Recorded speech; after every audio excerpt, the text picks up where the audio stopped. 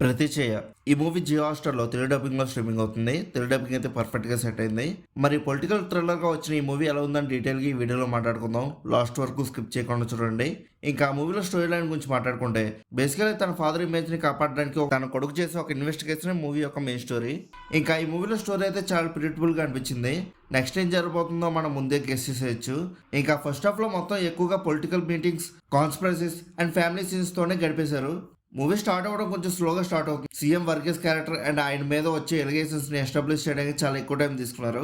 ఇంకా second half మొత్తం నవీన్ పల్లి తన ఫాదర్ మీద వచ్చిన బ్యాడ్ నేమ్ ని ఎలా క్లియర్ చేసిన అనే ఇన్వెస్టిగేషన్ మీద ఉంటుంది.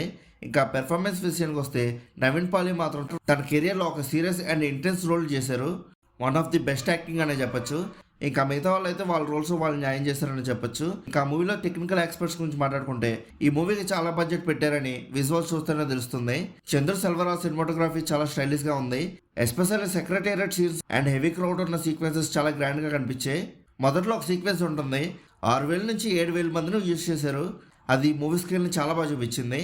ఇంకా జస్టిన్ విగ్నేష్ మ్యూజిక్ గురించి మాట్లాడుకోవాలనుకుంటే ఇది ఒక మిక్స్డ్ బ్యాంగ్ అని చెప్పాలి. బీజిఎమ్స్ కొన్ని చోట్ల లౌడ్గా ఉంది, కానీ జననాయక లాంటి సాంగ్స్ మాత్రం ఒక మంచి వైబ్ని క్రియేట్ చేశాయి. ఇక డైరెక్టర్ బి ఉన్నకృష్ణన్ గురించి చెప్పాలంటే ఆయన రైటింగ్ కొంచెం old one in new bottle అని ఫీల్ ఇచ్చింది. Corporate media manipulation, cyber politics and data currency లాంటి మోడర్న్ టాపిక్స్ని అడ్రస్ చేశారు, కానీ ఎగ్జిక్యూషన్ మాత్రం 90s స్టైల్ పొలిటికల్ థ్రిల్లర్లో అనిపించింది. క్లైమాక్స్లో వెళ్ళండి పబ్లిక్ అందరూ షూ త్రోయింగ్తో పుష్ చేయడం అనేది చాలా అవుట్డేటెడ్గా అనిపించింది. ఇంకా ఓవరాల్గా ఈ మూవీ ఎలా ఉందని అడిగితే యావరేజ్గా అనిపించింది అంతే, అంతకు మించి ఇంకేం లేదు. ఒకవేళ మీరు కూడా ఈ మూవీ చూస్తుంటే మీకు ఎలా అనిపించిందో కింద ఉన్న కామెంట్ సెక్షన్లో చెప్పండి.